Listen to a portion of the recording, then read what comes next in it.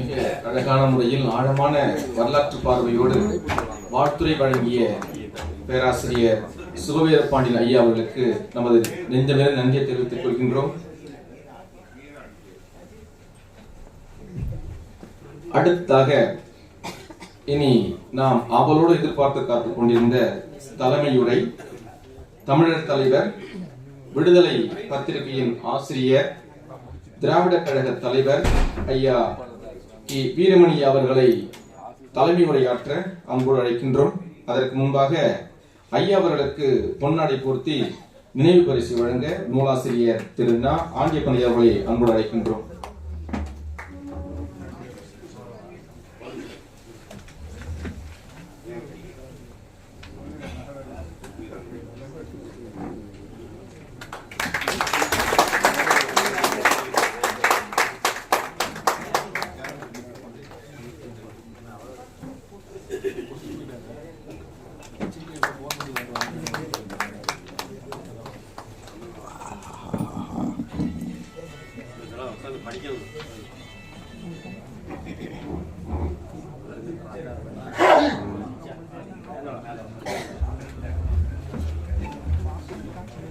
ஐயா ஆசிரியர் அவர்கள் ஒன்றை சுட்டிக்காட்டினார்கள். எந்த கூட்டத்திற்கு சென்றாலும் இணையருக்கு அவர்களை மேடைக்கு அழைத்து அவர்களை சிறப்பு செய்வது என்பது தமிழக தலைவர் அவர்களுடைய பண்பு. சுட்டிக்காட்டினார். ஆண்டியப்பட்டின் துணைவியார் அம்மா மீரா அவர்களை மேடைக்கு அழைத்து அழையுங்கள், நான் பாராட்ட வேண்டும் என்று சொன்னார்.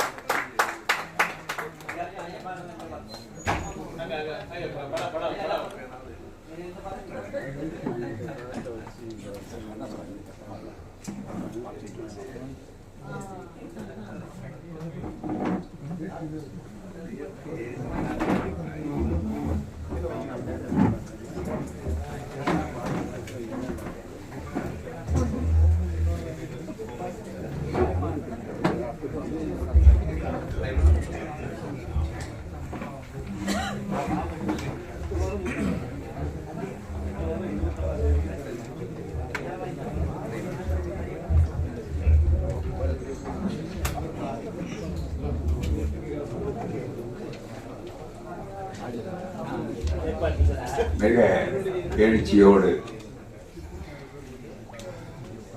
புதுமை இலக்கிய தங்கள் சார்பாக நடைபெறக்கூடிய சிங்கப்பூர் தமிழ் எழுத்தாளர் கழகத்தை சிறப்புற தெம்பூட்டி நடத்தி இன்றைக்கு அதனை உலகம் மெச்சக்கூடிய அளவிற்கு ஆக்குவதற்கு பாடுபட்டு பல நூல்களை ஆத்த அருமை ஐயா தோழர் ஆண்டியப்பன் அவர்கள் எழுதிய வாமனத்தீவு சிங்கப்பூர் வரலாற்று தொகுப்பு என்ற இந்த சிறப்பான நூல் வெளியீட்டு விழாவிலே கலந்து கொண்டு அருமையான கருத்துக்களை வாழ்த்துறையாக இங்கே எடுத்து வைத்திருக்கிற நம்முடைய தோழர் திராவிட தமிழர் பேரவையினுடைய தலைவர் பேராசிரியர் சுப வீரபாண்டியன் அவர்களே, இந்த நூலினை அறிமுகம் அருமையாக செய்த அருமை முனைவர் சுபாஷினி அவர்களே, என்றைக்கும்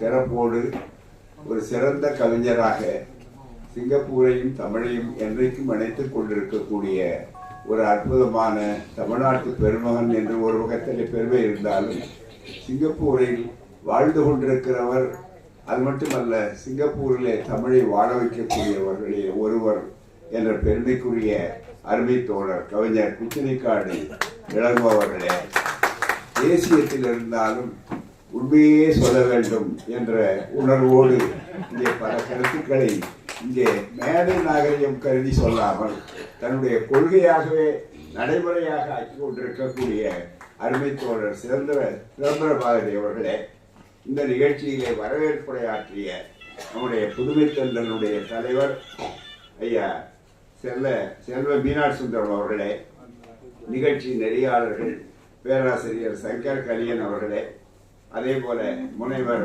ஜான்சி ராணி அவர்களே, அவருடைய ஐயா நம்முடைய நூலாசிரியர், பாராட்டு தகுந்த பெருமைக்குரிய போற்ற தகுந்த நூலாசிரியர், சிறப்பு எழுத்தாளர், சிங்கப்பூர் மெச்சக்கூடிய ஒரு எழுத்தாளர் மட்டுமல்ல, தமிழகமும் தாளாட்ட வேண்டிய மிகப்பெரிய ஒரு அற்புதமான ஒரு எழுத்தாளர்.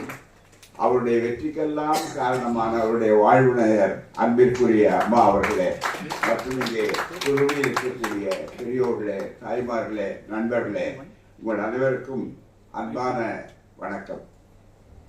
முதலாவதாக, நீண்ட காலமாக சிங்கப்பூரில் செல்லும் போதெல்லாம் நான் தவறாமல் சந்திக்கக்கூடிய ஒருவர் என்று சொன்னால் அது ஐயா நம்முடைய ஆண்டியப்பன் அவர்கள் ஆவார். மிகப்பெரிய அளவில். காரணம், அவர்களுடைய ஒரு தொண்டர செம்மல். அவர்கள் எழுத்தாளர் என்பதை தாண்டி எல்லோரிடத்திலும் வேறுபாடு இல்லாமல் பண்போடு பழகக்கூடியவர்களே ஒரு அற்புதமான ஒரு மா மனிதர், போற்ற தகுந்த ஒரு மனிதர். அவர் பல நூல்களை எழுதக்கூடியவர் என்பது அதுவும் தெரியும். ஆனால் இந்த நூல் ஒரு தனித்தன்மையான நூல். ஒரு புத்தகத்தை எப்ப வேண்டுமானால் எழுதலாம், அல்லது மற்ற கற்பனை நூல்களை எழுதிவிடலாம். ஆனால் இது ஒரு வரலாற்று நூல். சிங்கப்பூர் வரலாறு. ஒரு சிறிய தீவு, வாமனத்தீவு என்று அவள் தலைப்பு கொடுத்த உடனேயே எனக்கு அங்கேயே ஒரு நெருடல் இருந்தது. நூலை அவர்கள் ஏறத்தாழ் 2 மாதத்துக்கு முன்னால் நான் சிங்கப்பூர் போயிருந்த போது நேரடியாக கொடுத்தார்கள். கொடுத்த உடனே ஒரு நாளிலேயே படித்து முடித்து விட்டேன்.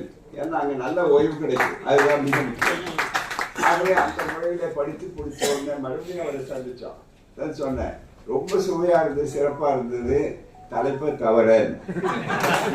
என்னுடைய கருத்து ஏன்னு கேட்டா, உண்மையை சொல்லுதான் பழக்கம் வேலை தவிர வேற ஒன்றும் இல்லை. அவ்வளவு சுவையா இருந்தது. ஏனென்றால் அதை சொல்ல வேண்டிய அளவுக்கு கொஞ்சம் கூடவே அருமையாக சொல்லிட்டார் சுபவி அவர்கள். சுபவி முன்மொழிந்தார், நான் வழிமொழிந்தேன் என்பது போல ஒரு பக்கம் சொல்லியிருக்காங்க. எப்பவுமே இங்க மட்டும் இல்லை, எல்லா வேலைகளிலும் எங்களுக்கு அந்த வழிதான், வேற ஒன்றும் இல்லை. அது ஒரு பக்கத்துல இருந்தாலும் இந்த செய்திகள் பாருங்க, சுருக்கமான நேரத்தில் கட்டாயம் ஒவ்வொருவரும் சிங்கப்பூருக்கு சென்று நீங்கள் பார்க்கிறீர்களோ இல்லையோ, சிங்கப்பூரை உங்கள் வீட்டுக்குள் பார்த்து காணுவதற்கு இந்த நூல் ரொம்ப அற்புதமான ஒரு வழிகாட்டும் துணைவர். அதுதான் மிக முக்கியம். அவர்கள் இன்றைக்கு இந்த அற்புதமான இந்த நூல் வெளியீட்டு விழாவில் நூலை படிக்க வேண்டும் என்று சொல்லக்கூடிய நவில்தோறும் நூல் நயம் போலும் பயில்தோறும் பண்புடையாளர் தொடர்பு. அவரும் பண்புடையாளர். அவருடைய நூலும் நவில்தோறும் திரும்ப திரும்ப படிக்க வேண்டிய செய்தி, உள்ளே ஈர்க்க வேண்டிய செய்தியாக ரொம்ப இருக்கிறது. இது வெறும் வரலாற்றுக்கான நூல் அல்ல.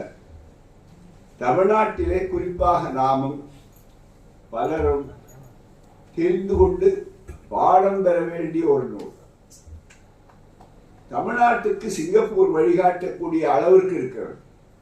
நம்முடைய நாட்டுக்கு ஏனென்றால் எது நல்லவைகளோ, எது எங்கே கிடைக்கிறதோ அங்கெல்லாம் சென்று திசையட்டும் சென்றடிவீர்கள் சொல்லக்கூடிய அளவிற்கு வரும்போது அதையெல்லாம் ஈர்க்க வேண்டிய ஒரு அவசியத்தில் இருக்கிறது என்பதற்கு ஒரு உதாரணம். மற்ற செய்திகள் எல்லாம் அவர் சொன்னார்கள், கூடியது கூறலுக்கு இடமில்லை. ஆகவே அந்த வகையிலே சொல்லும் போது ஒரு செய்தியை சொல்லுகிறேன். இன்றைக்கு மிகப்பெரிய அளவுக்கு இங்கே அவர்கள் சொன்னார்கள், ஒரு செய்தியை தொடங்கும் போதே ரொம்ப அற்புதமாக லீ குவான் யூ அவர்கள் அவர் வாழ்நாளிலே கண்ணீர் சிந்தியதே இல்லை, அவர் சிந்தினார் என்பதிலே சொல்லி அதற்கு விளக்கமாக நம்முடைய சுபவி அவர்களும் நம்முடைய எல்லா பேச்சாளர்களும் அறிமுகமாகிய அருமை முனைவர் சுபாஷினி அவர்கள் சொன்னார். ஒரே ஒரு சின்ன வேறுபாடு, அவர்கள் பிரியவில்லை பேர் அதற்கு வருத்தப்பட்டார்கள். பிரியவில்லையே என்பதற்காக சங்கடப்படக்கூடியவர்கள் இருக்கிறார்கள். ஆனால் பிரிந்ததற்காக வருத்தப்படக்கூடிய அளவிற்கு இருக்கிறார் சொன்னால் அதனுடைய அர்த்தம் என்ன என்று சொன்னால் அதுக்கு தத்துவம் ரொம்ப மிக முக்கியமானது. அந்த புத்தகத்தில் நேரடியாக இந்த தத்துவத்தை அவர் எழுதாவிட்டாலும் கூட புரிந்து கொள்ள வேண்டியது நம்முடைய கடமையாகும். என்னவென்றால், படையெடுப்பு வேறு, அடிமையாக இருப்பது வேறு. சகோதரர்களாக வாழ்ந்து அந்த சகோதரர்கள் கொஞ்சம் பிரிந்து போகிறோம் சொல்வது இருக்கிறதே வேறு. அவருடைய கண்ணீர் அதுதான். மலேசிய நாட்டிலே அவர்கள் முழுக்க முழுக்க சிங்கப்பூர்ல என்னென்ன கலாச்சாரம் இருக்கிறதோ அத்தனை கலாச்சாரத்தையும் மலேசிய நாட்டிலே ஒன்றாக இருந்தவர்கள், மிகப்பெரிய அளவர்கள். நான் அந்த உரிமையோடு சொல்ல கடமைப்பட்டிருக்கிறேன். நான் மலேசியாவின் மாப்பிள்ளை, சிங்கப்பூரின் சம்பந்தி. அந்த வகையில் ரெண்டு பேரையுமே நன்கு தெரிந்து கொண்டு உறவும் உரிமையும் உண்டு. அந்த அடிப்படையில பார்க்கும்போது பண்பாட்டால் இணைந்தவர்கள். மலாய் மொழி, தமிழ் மொழி, அதே போல முழுக்க முழுக்க அதே ஆங்கிலமாக இருந்தாலும் அதை பயன்படுத்தி கொண்டு மிகப்பெரிய அளவிற்கு இருக்கக்கூடிய வாய்ப்பு பெற்றார்கள். சீன மொழி என்று சொன்னால் அவர்கள் 3 பேர் இணைந்திருந்தார்கள். ஆனால் அவர்படிப்பட்டு இணைவோம். அவளுக்கு என்ன நிலை? சிங்கப்பூர் ஒரு சிறிய நாடாக இருக்கிறது. அது மட்டும் இயற்கை வளங்கள் எல்லாம் சிங்கப்பூரிலே இருக்கிறது. அந்த இயற்கை வளங்கள் குடிக்க தண்ணீர் கூட அங்கே இருந்துதான் பெற வேண்டும் என்று சொல்லக்கூடிய நிலை. இதை புரிந்து கொண்டிருக்கும் போது நம்ம இவ்வளவு பெரிய அளவிற்கு இவ்வளவு ஒற்றுமையாக இருந்து விட்டோம். எல்லாமே இங்கே கிடைக்கிறது. நாம் உழைப்பை கொடுக்கிறோம். ஆகவே ஒரு நல்ல முறை இருக்கிறது நினைக்கிற நேரத்தில் ஜிக்வானியை போல தங்களை பற்றி கவலைப்படாமல் நாட்டை பற்றியும் எதிர்காலத்தை பற்றியும் கவலைப்படக்கூடிய ஒரு நல்ல தலைவர்கள் அதற்காக வருகிறார்கள்.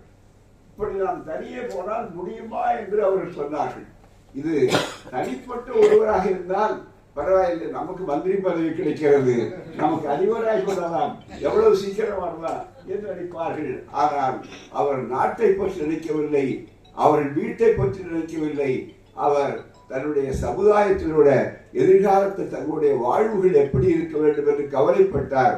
அதன் காரணமாகத்தான் மிகப்பெரிய அளவுக்கு ஒன்றுபட்டார். சகோதரர்கள் பிரிந்து செல்லும் போது ஏற்படுகிற உறவு ஏற்பது எல்லா குடும்பங்களிலும் உண்டு. ஆனால் அடிமைகளாக இருந்து எஜமானர்களாக இருந்து போகும்போது அடிமைகளில் இருந்து வெளியே வரும்போது மகிழ்ச்சி இருக்கும். ஆனால் சகோதரர்கள் பிரிந்து போகிற போது வருத்தம் இருக்கும். இதுதான் இந்த இரண்டுக்கும் இருக்கிற மிகப்பெரிய ஒரு வேறுபாடு. அதை பார்த்திருக்கிறோம். வந்தார். ஆனால் தன்னம்பிக்கை இழந்து விடவில்லை. அதுதான் மிக முக்கியம். இதை புரிந்து கொள்ள வேண்டும். இந்த நூல் அதுக்கு ஒரு பெரிய பாடம். அவர்கள் எழுதும்போது அவர் பிரித்து எழுதுகிறார். இயற்கை வளங்கள், ஜப்பானியருடைய கொடுமைகளை பற்றி எல்லாம் சொன்னார்கள். மிக முக்கியமாக அப்படிப்பட்ட சூழலில இயற்கை குறைவாக இதில் ஒரு மிக முக்கியமான ஒரு வாக்கியம் அவர் பிரித்து சொன்ன உடனே ஒரு வாக்கியத்தை எழுதியிருக்கிறார் நம்முடைய நூலாசிரியர் அவர்கள். எது நமக்கு மிகப்பெரிய பலகீனம் என்று சொன்னார். ஆம், பலகீனத்தை பலமாக்குவதுதான் பகுத்தறிவு. எனவே அந்த வரி இருக்கிறது, பலகீனத்தை பலமாக்கி இருக்கிறார். வாழ்க்கையில கற்றுக்கொள்ள வேண்டிய மிக முக்கியமான அம்சம் பலகீனம் என்று எதையும் ஒதுக்காதீர்கள். அதை எப்படி பலமாக்குவது என்று பாருங்கள். அதை பாடமாக சொல்லிக் கொடுத்துதான் ஆரம்பிக்கிறது இந்த நூல். நிறைய செய்திகள் சொல்லலாம், ஆனால் ஒன்றே ஒன்று. அந்த செய்திகளை புலரும் போது அந்த நாடு இவ்வளவு பெரிய அளவுக்கு சிறப்பாக இருக்கிறது. அண்மையிலே 2 செய்திகளை தொலைக்காட்சியிலே சொன்னார்கள். குறிப்பாக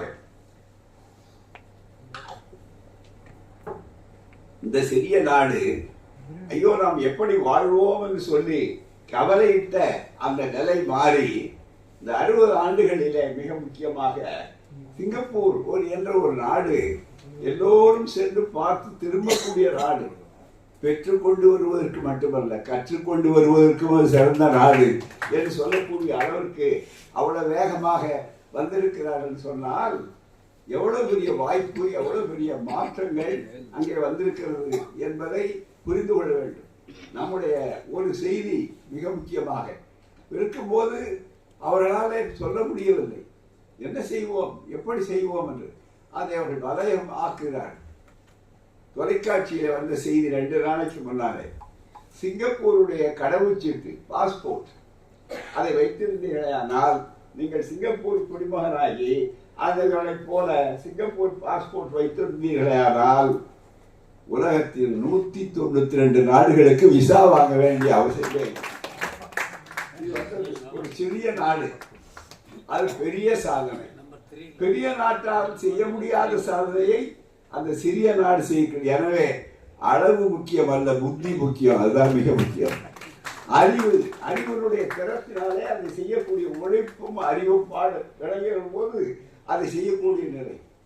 அது மட்டுமல்ல, உலகிலேயே 3 பணக்கார நாடுகள் என்றும் அந்த செய்திகள் வந்தது 2 நாட்களுக்கு முன்னாலே. 3 பணக்கார நாடுகள், முதல்ல இருக்கக்கூடிய பணக்கார நாடுகள். நாமெல்லாம் நினைச்சிருப்போம், முதல்ல எதை சொல்லுவோம் என்றெல்லாம் கேள்வி கேட்போம். முதல் நாடு சுவிட்சர்லாந்து, 2வது நாடு சிங்கப்பூர், 3வது நாடு இருக்கிறதே நார்வே. ரொம்ப வியப்பா இருக்கும் இந்த கேள்வி கேட்டால, இதுதான் பணக்கார நாடு உலகத்துல அப்படின்னு. அப்படிப்பட்ட என்ன, சிங்கப்பூருடைய அந்த நாணயம் இருக்கிறத, அது நாளுக்கு நாள் மதிப்பு ஏறிக்கொண்டே போகிறது. நம்முடைய ரூபாய் சொல்ல வேண்டிய அவசியமே இல்லை, இது ஒப்பீடு தேவையில்லை. அதே போல மிக முக்கியமாக, அதுக்கு ஒன்று மிக முக்கியமாக, நம்முடைய நாணயமும் மதிப்பு குறைவாக இருக்கிறது. நாணயமும் மதிப்பாக இருக்கு, ஆனால் நாணயம் ஒன்றுதான் அவர்களை காப்பாற்றி கொண்டிருக்கிறது. அவ்வளவுதான். அப்படிப்பட்ட ஒரு சூழ்நிலை இன்றைக்கு ஏற்பட்டிருக்கிற போது அதில் தெரிந்து கொள்ள வேண்டிய நிலை.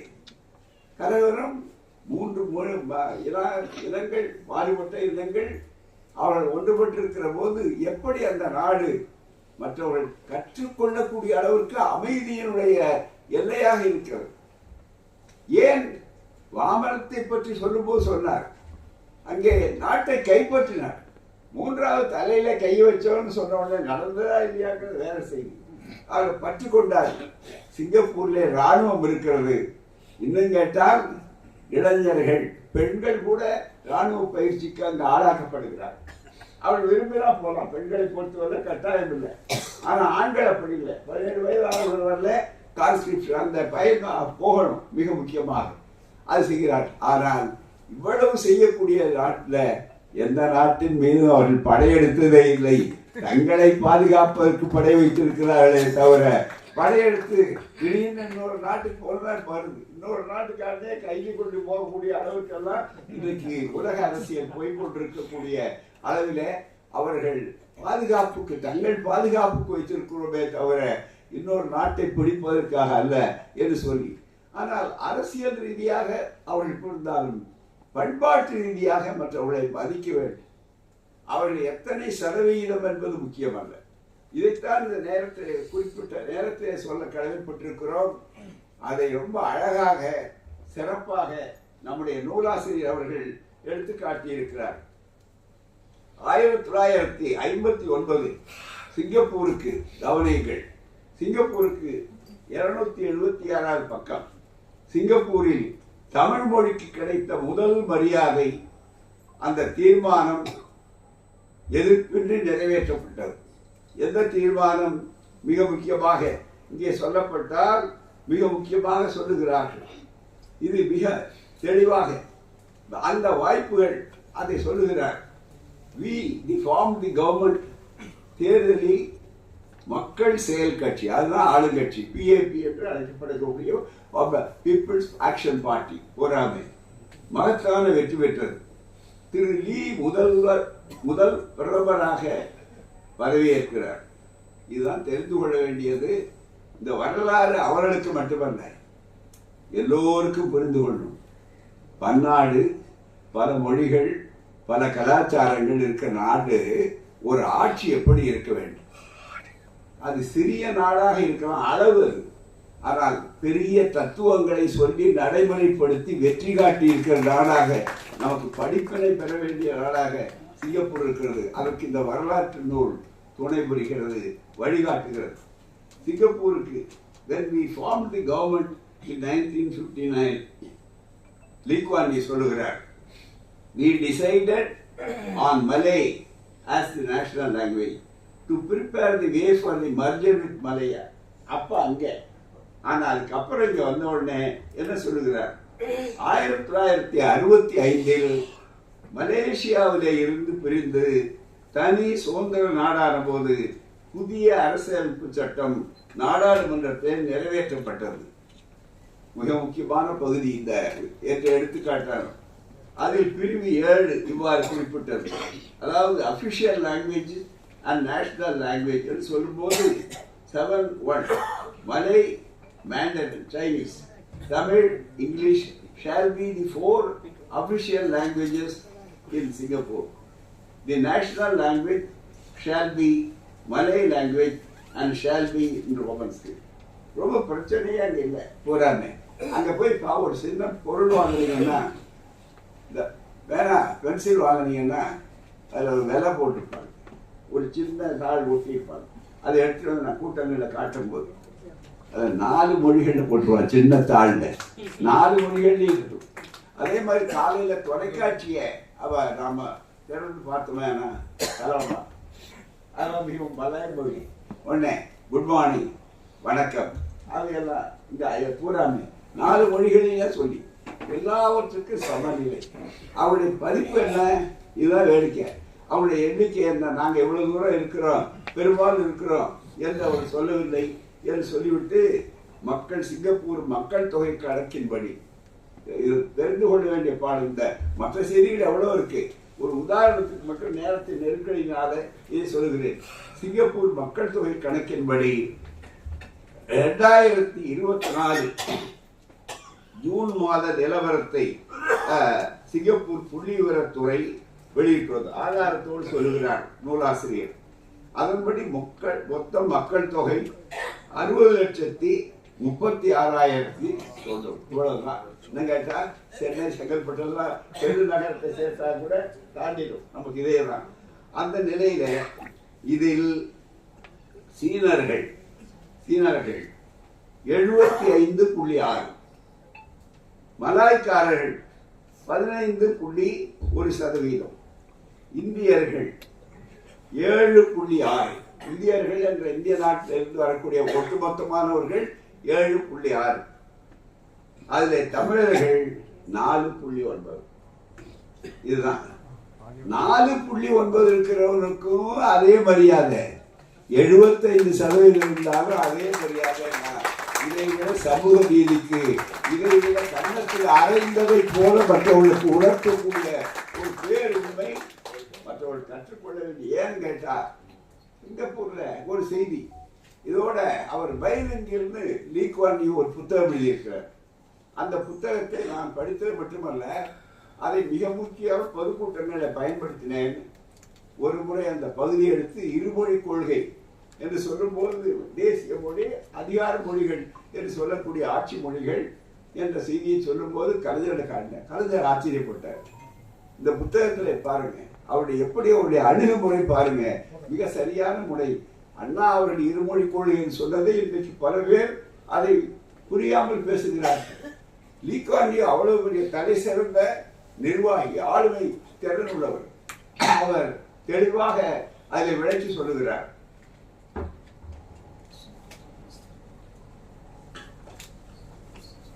அவர் ஆலோசனை கேட்கிறார். ஆலோசனை கேட்கும் போது மற்றவர்கள் எல்லாம் என்ன சொல்லுகிறார்கள்? 75% அவரும் செய்தார். அதுதான் வேடிக்கை. அதனால அவர்கிட்ட சொல்லுவார்கள், அறிவுரை சொன்னவர்கள், நிபுணர்கள் என்பவர்கள். சீர்திருத்தம் நாம அதிகார மொழியா வைக்கணும், ஆட்சி மொழியா வைக்கணும். ஏன்னா அவர்கள் தானே பெரும்பான்மையான ஓட்டுக்கு எதிர்பார்க்கிறோமே. நாம ஓட்டு கண்ணோட்டத்தோடு பார்க்கறோம், நாட்டு கண்ணோட்டத்தோடு பல்வேறு பார்க்கறது இல்லை. அவளை அதை பார்த்து நீங்க அதை தான் சொன்னாங்க. இல்லை, பதில் சொல்லுகிறார். அதில் எழுதுகிறார், எத்தனை சதவீதம் முக்கியம் அல்ல, மொழி உணர்வு என்பது இருக்கிற மக்களுக்கு இயல்பாக இருக்கக்கூடிய பண்பாட்டை பிரதிபலிப்பது. அவருடைய உணர்வை மதிக்க வேண்டும். அவருடைய எத்தனை சதவீதம் என்பது முக்கியமல்ல, அது எவ்வளவு முக்கியமானது என்பதை மதிக்க வேண்டும் என்று சொன்னார். அதை நடைமுறையிலே காட்டினார்கள். மற்றவர்கள் யாரும் இல்லாத அந்த தயக்கமே இல்லை. இன்னொரு செய்தி, நாம் கடமைப்பட்டிருக்கிறோம் அந்த தீவுக்கு என்பதற்கு அடையாளம் தமிழுக்கு சிறப்பு செய்தார் என்பது மட்டுமல்ல, தமிழ் எழுத்து சீர்திருத்தத்தை தந்தை பெரியார் அவர்கள் 1935 இருந்து குடியரசை ஆக்கி இன்றைக்கு கணினியிலே தமிழ் இவ்வளவு வசதியாக வந்திருக்கிறது என்று சொன்னால் எல்லோரும் கை தொலைபேசி இழந்தவுடனே தமிழையும் போட்டு உடனே பதில் சொல்லுகிறீர்கள். மிக முக்கியமாக அப்படிப்பட்ட ஒரு சூழ்நிலையில இன்றைக்கு அந்த வாய்ப்பு இருக்கிறது. அப்படிப்பட்ட ஒரு அந்த வாய்ப்பை உருவாக்கி கொண்டிருக்கிற போது பெரியார் 1935 சொன்னார், அதுக்கு முன்னோட்டம் யாருன்னு சொன்னக்கூடிய அளவுக்கு கலந்து பேசும்போது சிங்கப்பூர்ல இருந்த ஆராய்ச்சியாளர் சுப்பையான்னு சொல்லக்கூடிய மிக முக்கியமா அவர் தமிழ் வரி வடிவை சீர்திருத்தம் அந்த புத்தகத்தை பெரியார் வெளியிடுகிறார். அது மட்டுமல்ல, பெரியார் அவரோடு பேசுகிறார். பெரியாருக்கு இந்த மிக முக்கியமாக செய்ய வேண்டும் எழுத்து சீர்திருத்தம் சொன்னார்கள். மற்ற பண்டிதர்கள், புலவர்கள், ஆய்வாளர்கள் நிறைய இருக்கிறார்கள். அவர்களுக்கு இல்லாத துணிவை குடியரசுல யார் பின்பற்றுகிறார்களோ இல்லையோ, நான் விடுதலையில லை என்று இப்படித்தான் போடுவேன், அதே மாதிரி குடியரசு இப்படித்தான் நடக்குவேன் சொன்னார்கள். பிறகு பெரியாருடைய 100ஆண்டு விழா வந்த போது எம்ஜிஆர் இங்கே முதலமைச்சர் அவர்களுக்கு இந்த கருத்தை சொன்னோம். என்ன செய்ய வேண்டும்? 100ஆண்டு விழா, 100ஆண்டு விழாவை வெறும் மேடை பேச்சு 100ஆண்டு விழாவாக நடக்கூடாது. ஆக்கபூர்வமான செய்திகளை, பெரியார் விரும்பிய கருத்துக்களை செய்ய வேண்டும் என்று சொன்ன போது உடனே என்ன செய்ய வேண்டும் என்று சொன்னார். இல்லை, எழுத்து சீர்திருத்தத்தை உண்டாக்குங்கள், அதிகாரபூர்வமாக ஆணை போடுங்கள், அதன் மூலமா எதிர்காலத்திலே கணினிக்கு வசதியாக இருக்கும் என்றெல்லாம் சொன்ன உடனே மறுப்பு சொல்லாமல் அவரை போட்டு பெரியார் எழுத்து என்றே அரசு ஆணை போட்டார். இது தமிழ்நாட்டில் நடந்தது. ஆனால் உலகம் முழுவதும் தமிழை சொல்லிக் கொடுக்கிற போது அதை முதல் முறையாக செயலுக்கு அங்கே தமிழ் சொல்லிக் கொடுக்கும் போது இந்த தமிழ் எழுத்து சீர்திருத்தத்தை முதலில் ஒப்புக்கொண்ட நாடு சிங்கப்பூர். முதலில் ஒப்புக்கொண்டு ஆணை போட்டவர் பிரதமர் லீ அவர். எனவே இதில் இருந்து இந்த வெறும் புத்தகத்தை மட்டும் படிக்க கூடாது. வாழ்க்கையிலே நம்மால் அந்த நாட்டால் நாம் பயன்பட்டிருக்கிறோம், நம்மால் அந்த நாடு பயன்பட்டிருக்கிறது. எனவே தான் அரசியல் எல்லைகள் வேறு, ஆனால் பண்பாடு என்று சொல்லும் போது நமக்கு மிக முக்கியமானது. அந்த அடிப்படையிலே தான் தந்தை பெரியார் அவர்கள் அங்கே செல்லும் போது நேற்று கூட பெருமாள் முருகன் அவர்கள் சொன்னார், நேர தோட்ட தொழிலாளர் போனார்.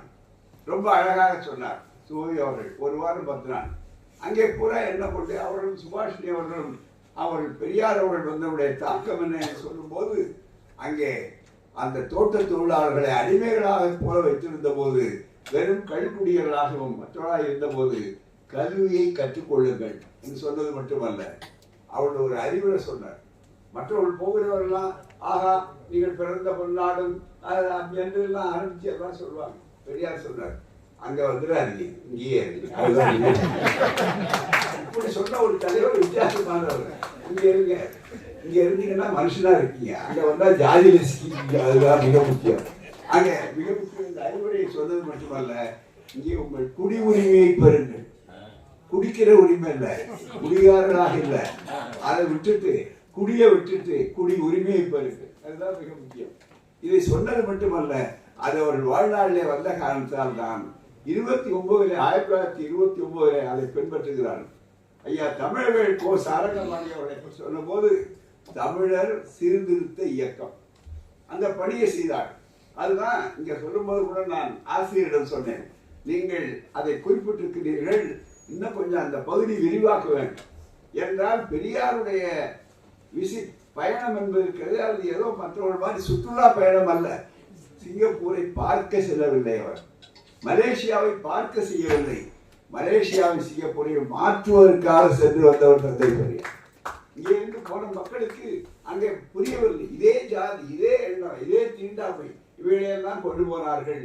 அவைகளையெல்லாம் மாற்றுவது மட்டுமல்ல, தமிழவேல் சாரங்கபாணி அவர்கள் எப்படி நீலகண்ட சாஸ்திரி வருவதை தடுத்தாரோ அதே போல நம்முடைய உரிமை பறிபோவதையும் தடுத்து எல்லோருக்கும் பணத்தை வசூலித்து தமிழர்கள் உயிர் என்ற நிதியை பற்றி சொன்னார்கள்.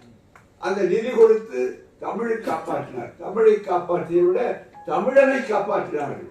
எப்படி சொன்னால், நீங்கள் ஒவ்வொருவரும் வீடுதோறும் சென்று ஐயா ஊருக்கு போகாதீங்க, இங்க பதிவு பண்ணுங்க, இந்த குடிமக்கள் போங்க, வீட்டுக்கு வீடு சீட்டை கொடுத்தாங்க மிகப்பெரிய அளவிற்கு. இதை செய்ததனால தான் இன்றைக்கு அடுத்த தலைமுறை தலை நிமிர்ந்து இருப்பது மட்டுமல்ல, 54 பெரியார் போகிறார். பர்மாவுக்கு போய்விட்டு பிறகு சிங்கப்பூர்ல மலேசியாவை அவர் வரவேற்பு கொடுக்கிறார்கள். வரவேற்பு கொடுக்கிற நேரத்தில் அங்கே அவரை வரவேற்று யார் பேசுகிறார் தெரியுமா? எந்த பள்ளிக்கூடத்தை வைக்க சொன்னார்களோ அந்த பள்ளிக்கூடத்தில் படித்து அதை தாண்டி கல்லூரிக்கு போய் பல்கலைக்கழக பட்டங்கள் பெற்று அந்த இளைஞர்கள் பெரியாருக்கு வரவேற்பு கொடுக்கிறார்கள்.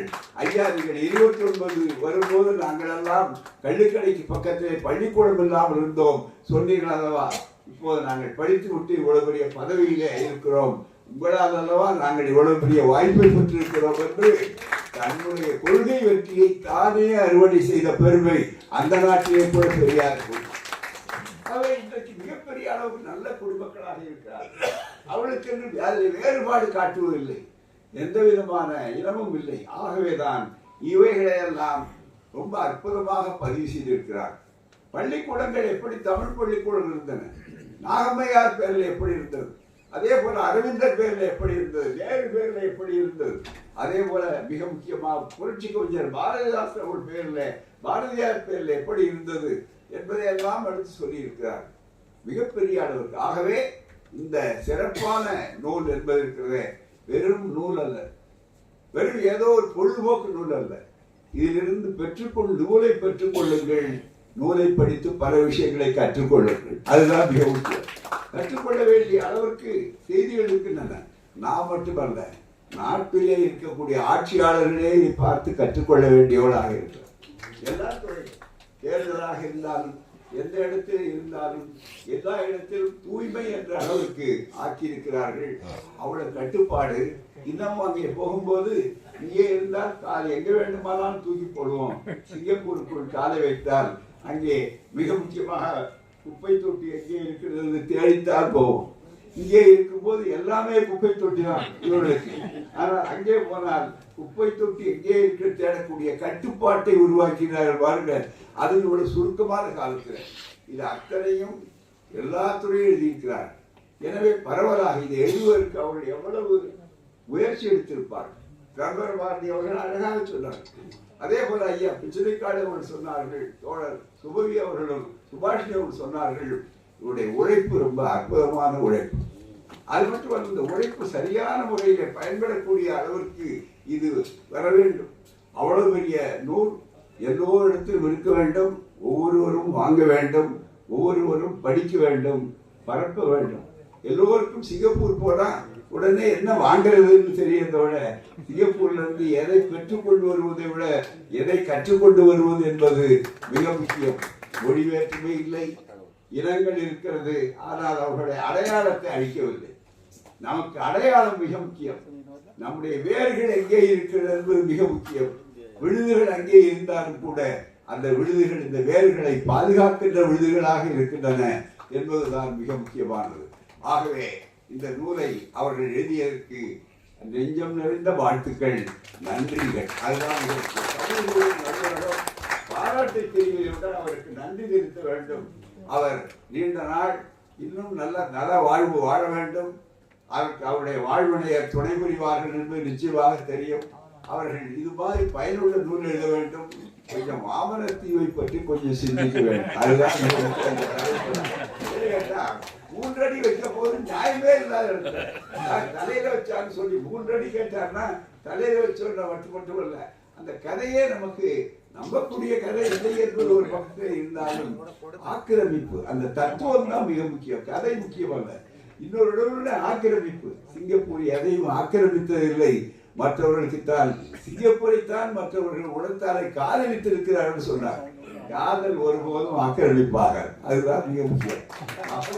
அற்புதமான ஒரு சிறப்பான நூலுக்காக அனைவர் சார்பாக மட்டுமல்ல, தமிழ் கூறும் நல்லுலகத்தின் சார்பாக சிறப்பாக அவர்களுக்கு நெஞ்சமிருந்த வாழ்த்துக்களை கூறி அனைவரும் நூல்களை பெற்றுக் கொள்ளுங்கள் என்று கேட்டு வாய்ப்பளித்து உங்களுக்கு நன்றி கூறி விடைபெறுகிறேன். வணக்கம், நன்றி.